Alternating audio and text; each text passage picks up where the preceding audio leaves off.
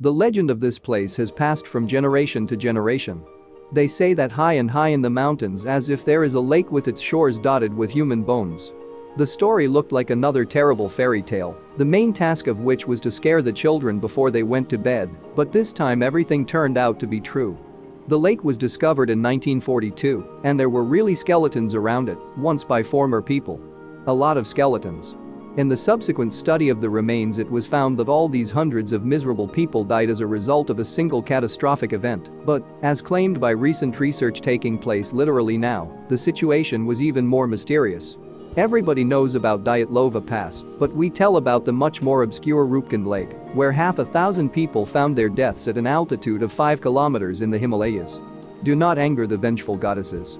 Nanda Devi National Park in India is one of the most picturesque places in the country. The lush green foothills of the western Himalayas are replaced by sharp snow-covered peaks of the roof of the world, the greatest and highest of all mountain systems on the planet.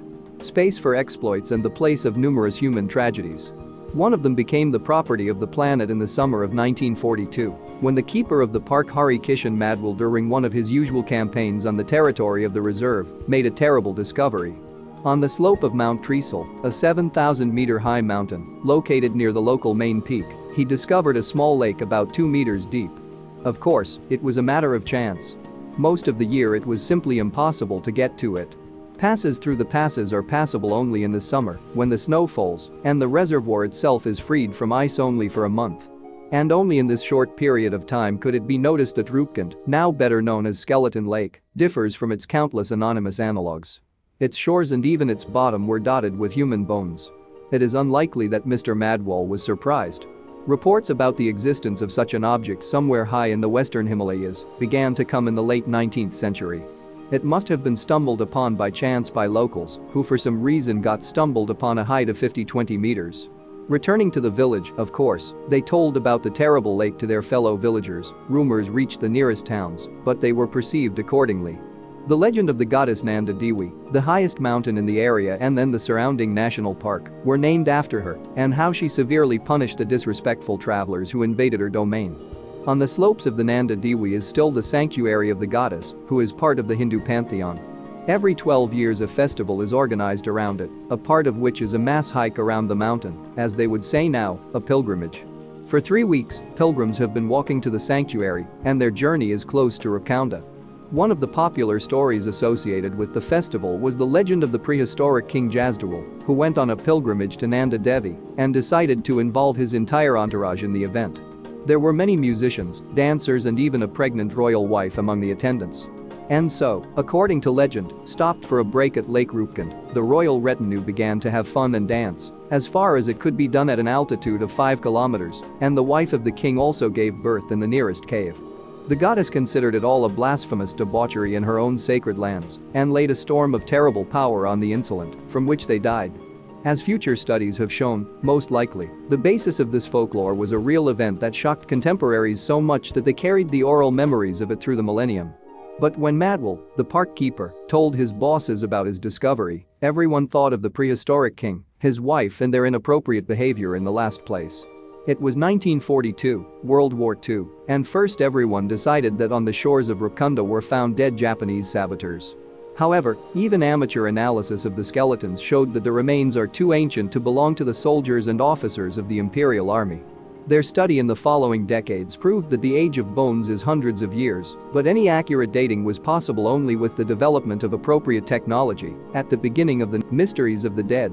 The first truly serious study of skeletons from Roopkund was conducted only in 2004, when a large scientific expedition of Indian and European scientists was organized to the lake, sponsored by the National Geographic TV channel.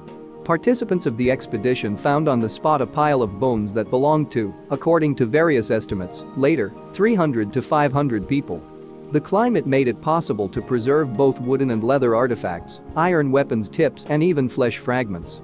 About 30 skeletons were evacuated to the Great Land, and their subsequent study became the basis for one of the episodes of the documentary series, Mysteries of the Dead, which was broadcast in 2005 on the Nat Geo TV channel.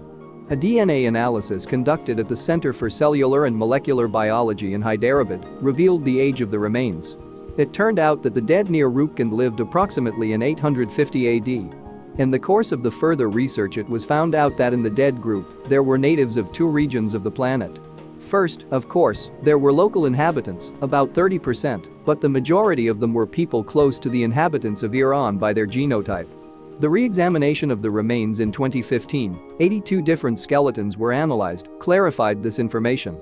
The date shifted to the 8th century AD, the local origin of the smaller part of the group was confirmed, and most of the victims were identified as coming from the Middle and Middle East regions. Of course, the most interesting thing was the cause of death. What killed about 500 people at the turn of the 9th centuries at an altitude of 5,000 meters above sea level? According to Subhash Wallam, head of the Department of Anthropology at the University of Pune, India, who was a scientific advisor to the National Geographic expedition, the nature of the damage on most of the skeletons ruled out a landslide or avalanche.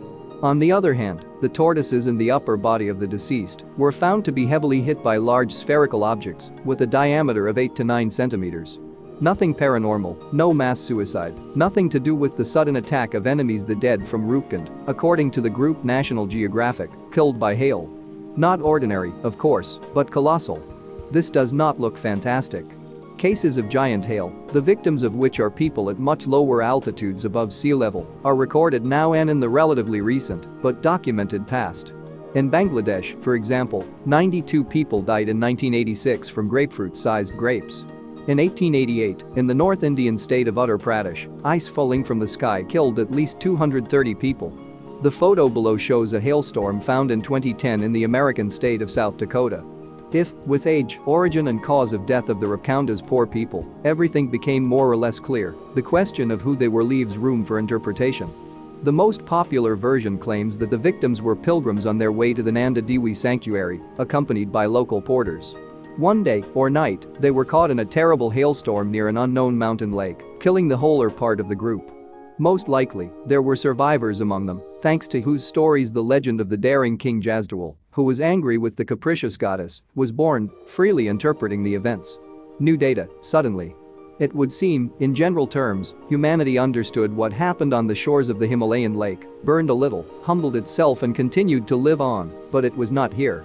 The study of skeletons did not stop, and the latest research has brought completely unexpected results. At the end of 2017, a large group of scientists from Harvard University, the German Max Planck Institute and a number of other authoritative scientific institutions published, and continues to publish in reports and articles, the data of a new wave of genetic analyses of remains from Roopkund. Judging by the passages of these publications available online, we are dealing with information that significantly corrects, sometimes in principle, the previously accepted versions. The group studied the skeletons of 17 dead on the lake, and the results obtained, with a probability of 95.4%, allowed us to divide them into three groups.